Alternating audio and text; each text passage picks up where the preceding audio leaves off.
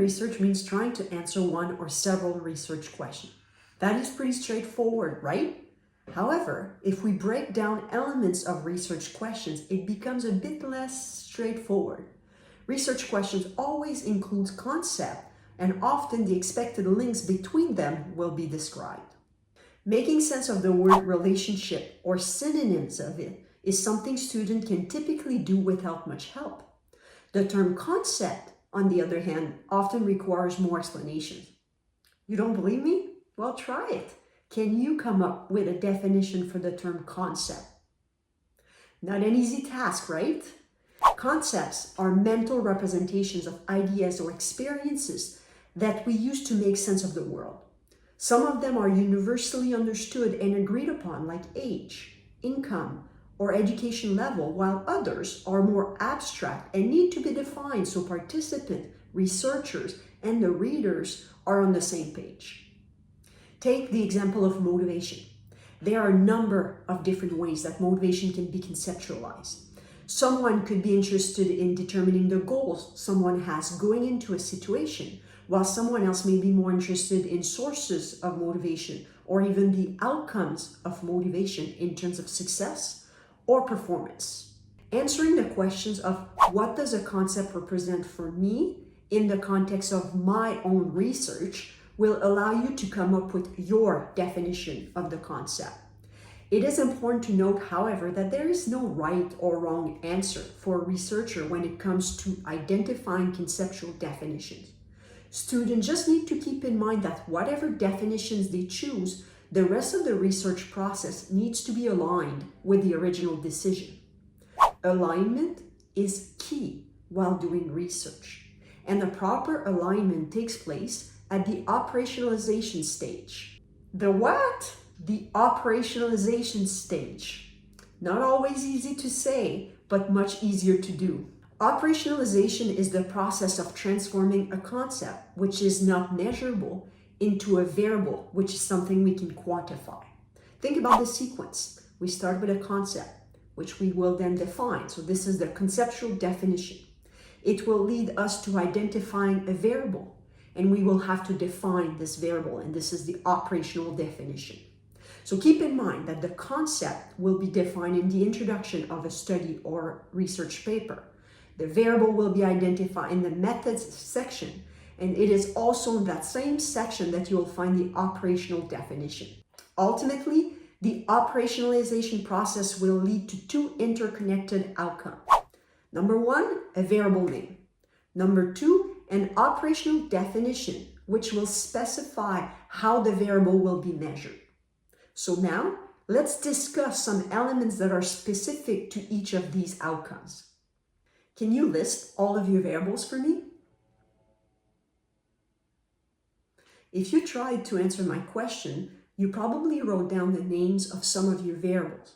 And in doing so, you'll likely notice that some of the words you used are exactly the same words that you used to identify your concept. So does it mean that you screwed up somewhere? No, it doesn't. It's totally acceptable and even expected to have variable names that are exactly the same as the names you used for your concept.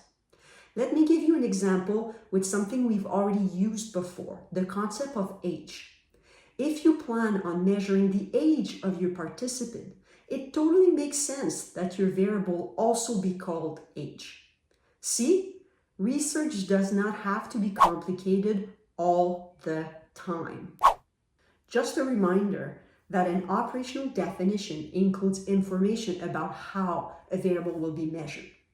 So, have you started thinking about how you want to measure some of your variables? Before you try to answer my question, let me help you out a bit. The answer you are about to give me is not with a questionnaire or a survey. To properly answer my question, you must think about the answer format you will use to quantify each variable, or in some cases, each question. In research, this is called deciding on the measurement scale for each variable. When doing so, you can choose between 4 measurement scales: nominal, ordinal, interval, or ratio.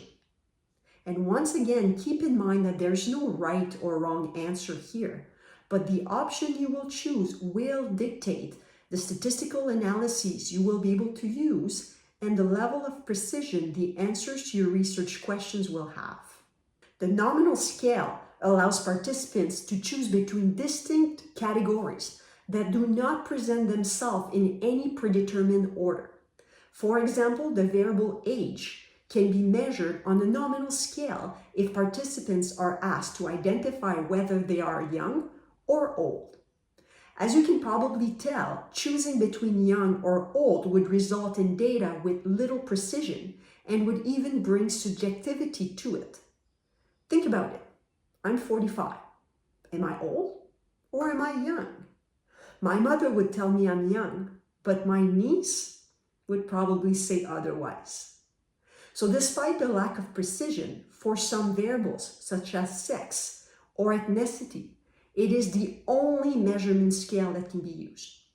So really, you should not feel bad if you have to use the nominal scale in your research. The ordinal scale also allows participants to choose between distinct categories or groups, but the categories follow a natural or predetermined order. For example, someone could decide to quantify age using an ordinal measurement scale. Such scale would be used if the participant had to choose the age group they belong to. This level of measurement adds a bit more precision to the data. In our example, we are able to estimate the age of each participant with plus or minus 10 years.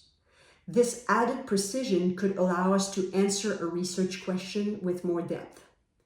Another commonly used example of an ordinal scale is when someone must choose between often, sometimes, seldom, or never, or any variation of such scale. This specific type of scale is called Likert, and a Likert scale is often the measurement scale used in questionnaires, surveys, or scales that show good psychometric properties. The interval scale allows participants to answer a question with a numerical value rather than to choose between different categories. An example of a variable quantified using an interval scale is temperature. It is important to note that for interval scales, a score of 0 does not represent the absence of the variable. So for example, 0 degrees Celsius does not mean that there's no heat. It just means that there is less heat than at 5 degrees, and there's more heat than at minus 5 degrees. Because 0 does not represent the absence of something, we say that ordinal scales do not have absolute 0. Other examples of variables that could be measured using an ordinal scale are intelligence, if it was measured with an IQ test, or credit score, where it is impossible for someone to be given 0 even when they are not solvable. Finally, the ratio scale. This scale is like the interval scale in many regards, but includes an absolute 0. Age is typically measured with a ratio scale when participants need to indicate their age in years. Other examples of variables measured with a ratio scale include the results on a test in percentages, number of hours spent studying, and weight in pounds. Choosing the proper measurement scales is something that will need to be done for each variable, unless you decide to use an existing instrument, as the choice will have already been made for you. It is something important that requires time and careful consideration, as it will impact future steps of your research process. My advice for you is this: aim for as much precision as possible.